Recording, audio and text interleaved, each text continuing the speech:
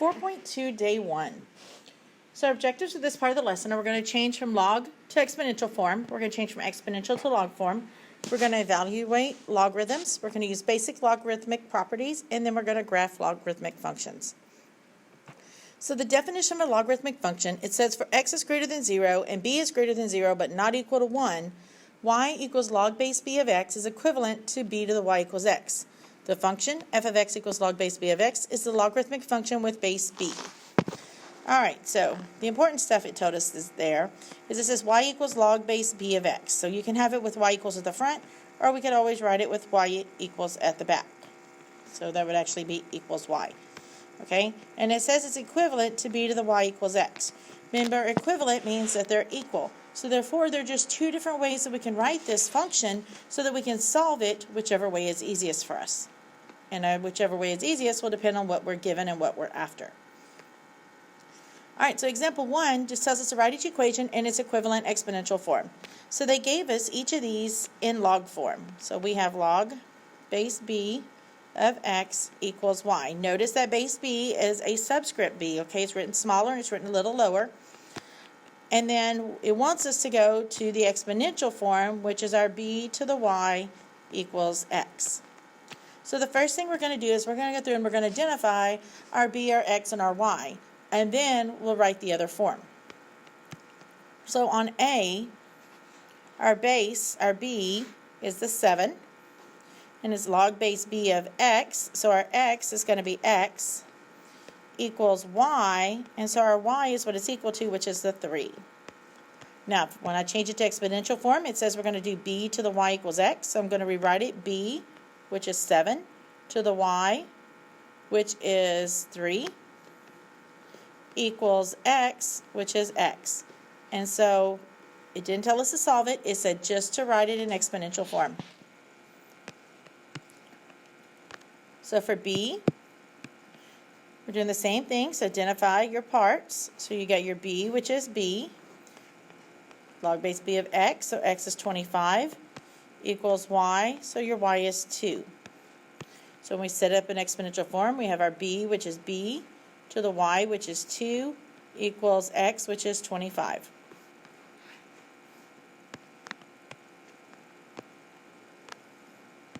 And then c, same idea, they just put the equals y at the end. So it's log base b, so our b is 4, log base b of x, so our x is 26, equals y, so our y is just going to be a y. So when I set it up in exponential, I get b, which is 4, to the y, which is y, equals x, which is 26. Then it wants us to go from exponential form back to logarithmic form. So I'm going to do the same thing. This time they gave it to us in b to the y equals x. And we're going to rewrite it as log base b of x is equal to y. So just like we did on the other, we're going to go ahead and identify our parts. So on A, it's b to the y equals x. So my b, my base is 2, to the y. So my y is 5 equals x. So my x is x. Now, when I go to write this in log form, the first thing you have to do is you're going to write down the word log. Okay, it's log base b. B is 2, so we're going to put a little 2 there, of x, which is x. X should be the same height as your log, equals y, which is 5. And so that's what it looks like in log form. Let's try it again on b. So on b, this is b to the y equals x. So we have our b is b, our y is 3, and x is equal to x, it's equal to 27. So again, we're writing it in log form. So we get log base b, which is just a little b, of x, which is 27, equals y, which is 3. And then c. Same thing. Now remember e, we talked about that in 4.1. E is just an irrational number, it's just like pi, it's just a symbol that represents something, okay?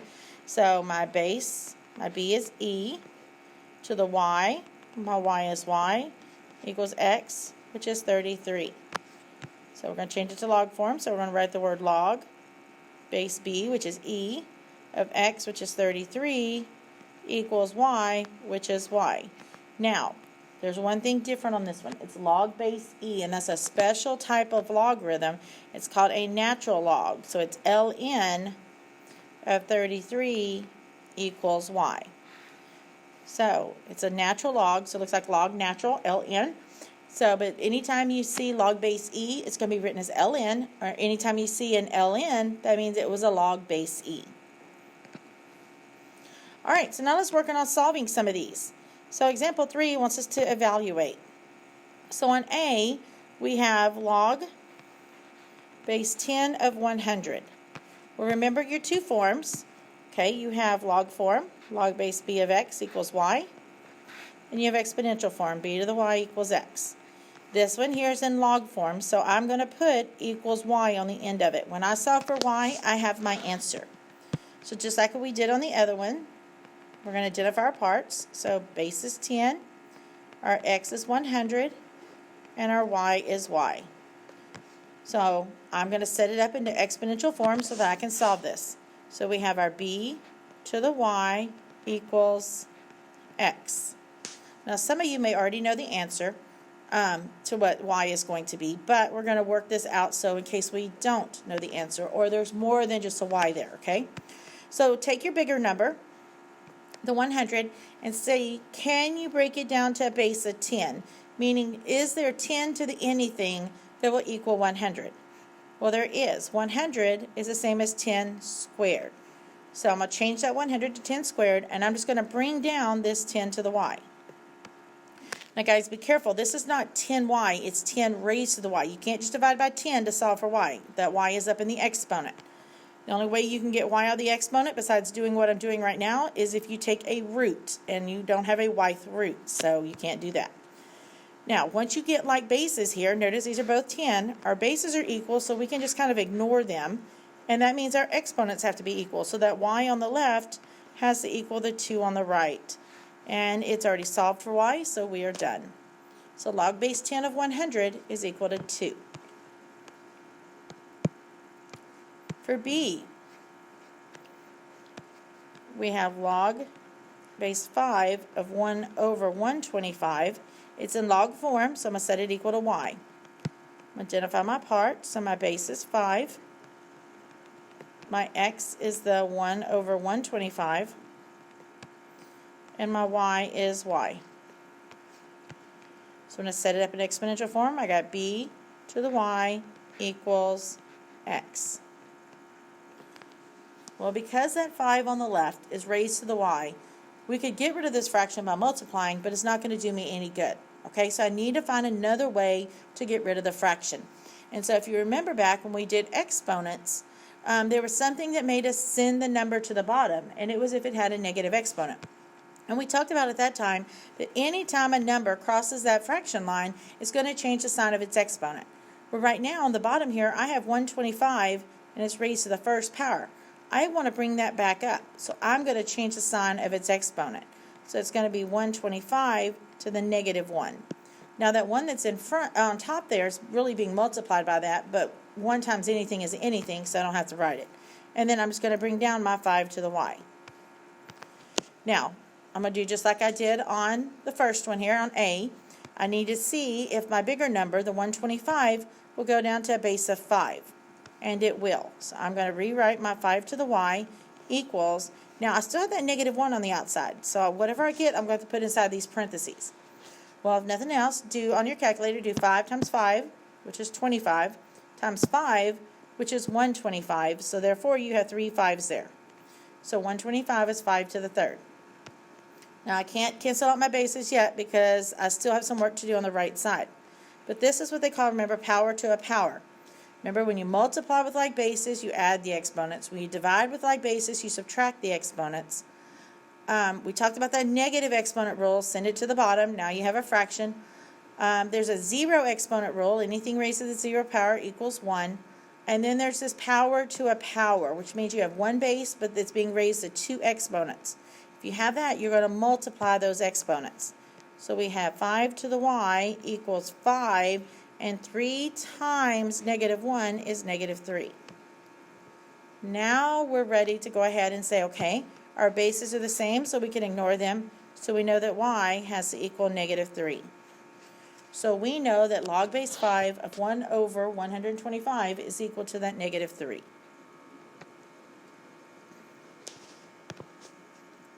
All right. On example 4, we're doing the same thing. It's in log form. So we're going to label our pieces. Our base is 36. Our x is 6. And our y is y. So let's change it to exponential. So b to the y equals x. Okay, let's see. Well, can I make 36 into a base of 6? I can. Now I still got that y on the outside, so use a parenthesis because I already had an exponent. 36 is 6 times 6, so it's 6 squared. Okay, equals, I'm going to bring down the other side, 6, and what's the exponent on that 6? Well, if there's not an exponent written, remember it's a 1, so it's the same as 6 to the first. Okay, just like we did in the previous problem, we got power to a power, so we're going to multiply that. So we got 6 to the 2y equals 6 to the first. Now my bases are the same, so I can ignore them. So 2y equals 1. Now the difference here is I haven't solved for y yet, so we're going to have to algebraically go ahead and solve for it. So divide by the 2, and so we get y equals 1/2. And so log base 36 of 6 is equal to 1/2. All right, just another one here. We're going to do the same thing. It's in log form. So my base is 3. My x is the 7th root of 3. It's kind of like the square root, but as there's 7 there, so we don't say the square root, we say the 7th root, whatever number's there. And our y is y. So when I go to set this up, I got b to the y equals x. Well, let's think back. Back in like chapter P, we talked about this thing that said if I had a radical, it's going to have a root written right here unless it's a square root. It's going to have a base underneath it, and it's going to have an exponent. That exponent could be underneath it or on the outside. But if we have something like that, then we could rewrite it as that base raised to the exponent divided by the root. So we're going to rewrite that 7th root of 3 so that it has a base and then a fractional exponent. So I'm going to bring down this 3 to the y on the left equals. Now on the right here, I need my base, which is my 3. I'm going to raise it to the exponent, which is this number right here, which there's not one written, so it's a 1, divided by the root. The root is the number that's right there, which in this case is a 7. So the 7th root of 3 is the same as 3 to the 1/7. And then once your bases are the same, you can ignore them. And so we know that y is equal to 1/7. Now, the only time be careful, because if you have like the square root of 11, remember your base is 11. Your exponent out here is a 1 over, but this is a square root. Square in algebra is the number 2. So it would be to the 1/2 then, okay? So it would be 11 to the 1/2. Just be careful on that. That's the one that a lot of people will miss because you're used to if something's not written, it's a 1. And this is one of the only few times that I can think of that if something's not written, it's not actually a 1. Square root means a 2, don't forget. All right?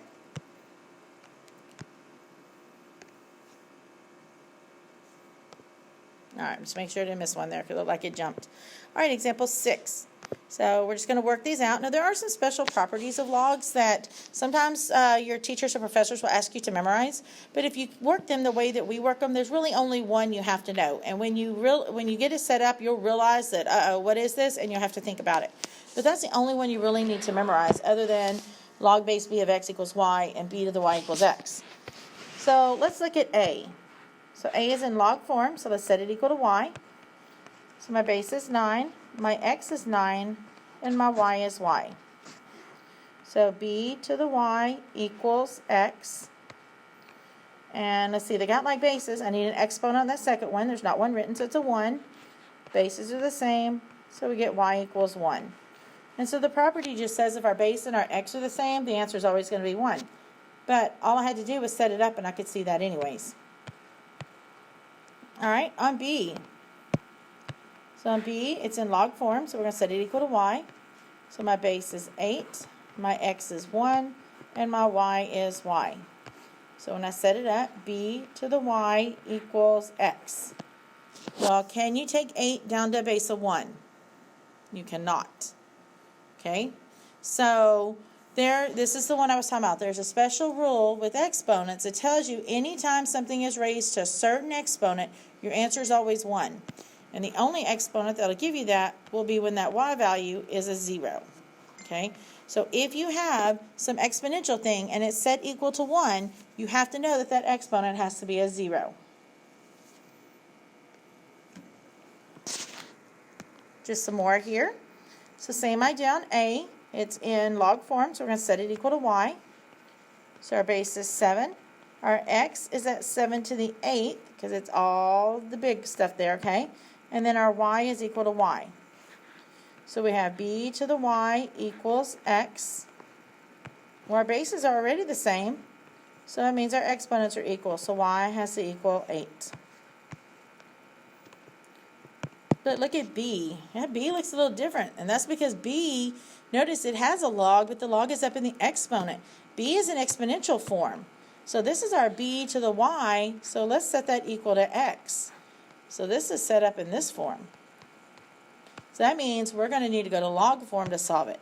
So let's just write out our pieces. So our base is 3 to the y. Our y is all of that that's in the exponent, so that log base 3 of 17.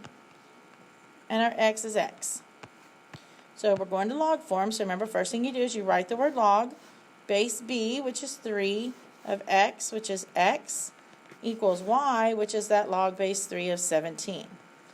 Now, just like with exponents, when we were able to get the same base, we were able to ignore them and worry about what the exponents were. Same thing with logarithms, okay? So if I can get a log of a base is equal to log of the same base, I don't have to worry about these. So the log base 3s, I can just kind of ignore them because I know then what's inside has to be equal, so therefore the x, in this case, has to equal 17.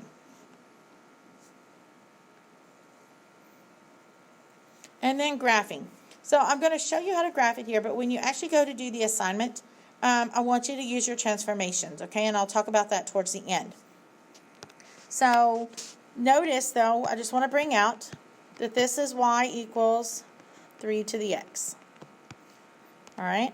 And then over here we have y equals log base 3 of x. Notice both of them have a base of 3, and both of them have an x in it, okay there? So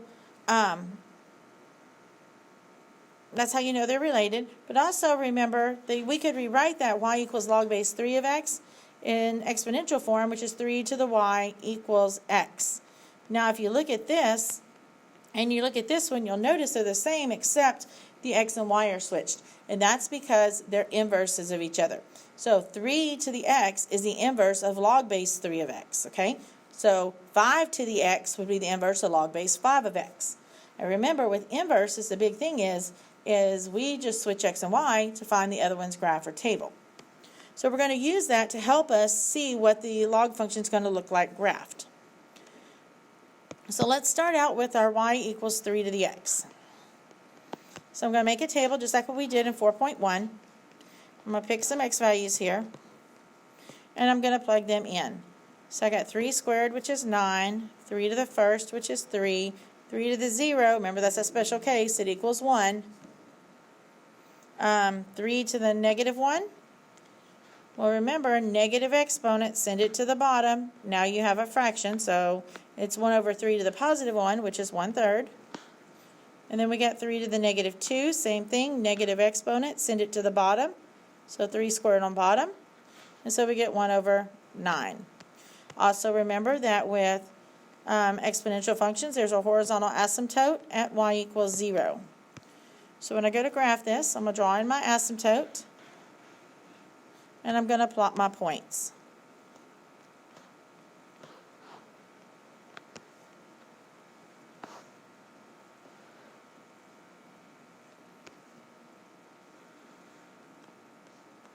And so remember, even though it looks like that line is flattening out at the bottom, it's really not. It's getting closer and closer and closer to that asymptote, but it's not going to touch it or cross it.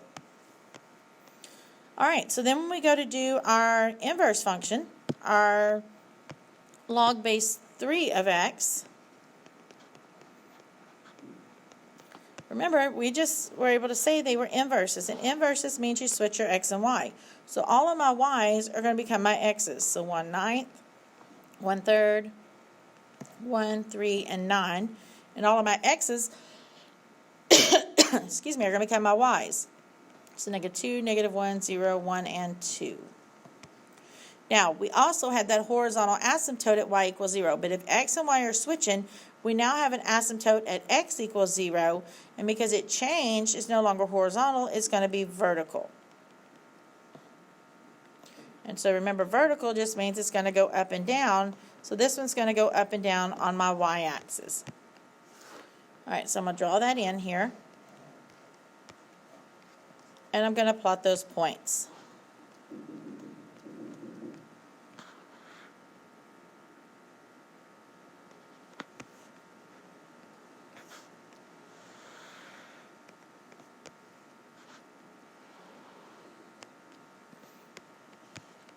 All right, so I can see my graph. And so the graph that I drew in the pink there, that is what a logarithmic function is going to look like. All your parent ones are going to look similar to it. Also remember, though, the inverses are reflections across the line y equals x. So if I draw in that line y equals x right there, I can see that, yes, my two graphs do appear to be a reflection across it. Therefore, they are inverses. Now, what I want to see you do on the assignment. So let me erase some of this. What I want you to do on the assignment, because it does have where you can choose the answer, I want you to look for those transformations. So remember, we talked about before y equals a times like bx minus h squared plus k back in lesson 2.5. And then even in 4.1, we said, well, we could do it as an exponential function, because I told you it works on all functions. Well, it also works on those logarithms. Now, it's going to have a base written down here, and then it's got that bx minus h. The b that I'm writing there is not the same b as the base, okay? That's that horizontal stretch or compression that's going on. So it's going to do the same exact stuff. So if I see like y equals log of x minus 2, I know that that minus 2 tells me my graph's going to go to the right 2. So I'm going to be looking, and pay attention to that point right there, okay? All parent functions are going to have it. I'm looking for that point to go to the right 2. So I know my graph, everything's going to be moved to the right 2. So it's going to look something like that, okay? Now, if I see that it's got like a 2 in front of it here, then that's just that vertical stretch, which means it's just going to be going up more, okay? So just watch for things like that. Look for those shifts. Look to see if that point moved. Is that 0.10 still on that graph, or is it shifted? If it's shifted, go find it. If it's a stretch or compression, it's going to stay there, okay? It's kind of like the anchor point of it. It's not going to move on a stretch or compression. It'll stay the same, just the stuff around it. So watch out for that. So that's going to make it easier than you trying to make a parent table for every single base that we can come up with. And it'll help you find your solutions a little bit easier.